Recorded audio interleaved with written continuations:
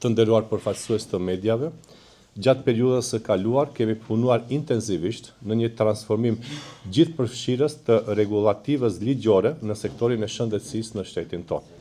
Në kuadër të këtij procesi kemi realizuar 12 ndryshime të zgjidhjeve ekzistuese ligjore dhe kemi përgatitur 2 ligje të reja. Për një pjesë të këtyre aktiviteteve tashmë kemi informuar opinionin publik, ndërsa sot jemi këtu për të prezantuar ligjin e ri për barnat, një akt sistematik dhe thelbësor, i cili ndikon drejt për drejt në cilësinë e trajtimit dhe sigurinë e pacientëve në shtetin tonë. Ky ligj përfaqëson një hap të rëndësishëm drejt modernizimit të sistemit të barnave në vend dhe harmonizimin e tij me standardet europiane. Ligji ekzistues rregullon të gjitha aspektet që lidhen me barnat, nga prodhimi dhe testimi i tyre deri në vendosje në treg, kontrollin, çmimet dhe mbikëqyrjen. Megjithatë, me kalimin e kohës dhe përmes zbatimit praktik, u paraqit nevoja për një harmonizim më të thellë dhe më gjithëpërfshirës me legjislacionet evropiane.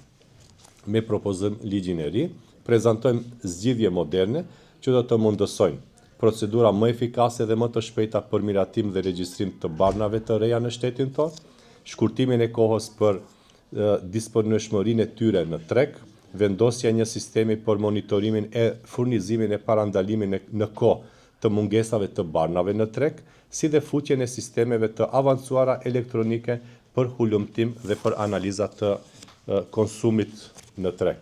Qëllimi ynë është i qartë, të ndërtojmë një sistem cilësor, më të sigurt dhe më efikas për të gjithë qytetarët në vendin tonë.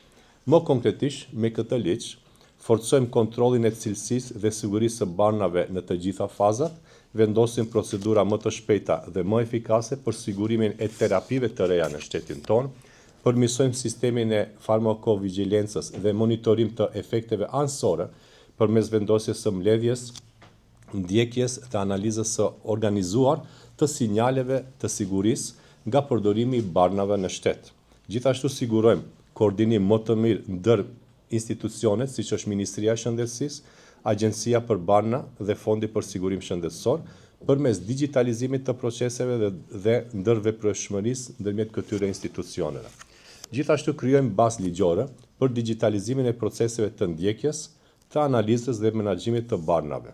Në fushën e provave klinike, vendoset harmonizimi i plot me rregulloret më të fundit të Bashkimit Evropian dhe parimet e udhëzuesve dhe praktikave më të mira klinike në EU, duke siguruar një nivel më të lartë të mbrojtjes, të drejtave të qytetarit, sigurisë dhe dinjitetit të pjesëmarrësve, si dhe mendim të detyrueshëm nga një organ i pavarur, komision etik, për prova klinike para miratimit të çdo studimi. Për më tepër, për herë të parë rregullojmë në mënyrë sistematike menaxhimin e mbetjeve farmaceutike nga anvisërit, përmirësim të krijimit të një rrjeti kombëtar të pikave për grumbullimin e tyre, kritere për shpërndarjen e këtyre rrjeteve në të gjitha vendet ku do të përcaktohet më tej me akte nënligjore. Ky është vetëm një hap fillestar me rëndësi të drejt për mbrojtjen e mjedisit jetësor në shtetin tonë. Presim që me miratimin e këtij ligji të sigurojmë optimizimin dhe efikasitetin më të madh në rregullimin e çmimeve të barnave në shtetin tonë, duke arritur kështu qasje më të madhe të terapive për qytetarët dhe qëndrueshmëri afatgjate financiare të sistemit shëndetësor në shtet.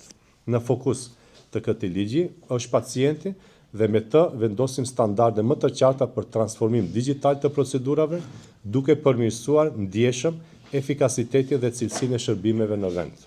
Ky proces është udhëhequr në mënyrë transparente dhe gjithëpërfshirëse në bashkëpunim me institucionet, organizatat e pacientëve dhe industrinë farmaceutike në vend. Në fund, më lejoni të them që ky nuk është vetëm edhe një ligj në shtet, ky është një investim në shëndetin e qytetarëve, në besimin ndaj sistemit dhe në të ardhmen e shëndetësisë në vendin tonë. Gjithashtu dëshiroj të informoj se propozim ligji gjatë javës së ardhshme do të jetë i disponueshëm për sugjerime dhe për komente në regjistrin elektronik kombëtar të rregullave ENER. Ju falenderoj shumë dhe urdhëroni me pyetje. Благодарам, povedете прашање.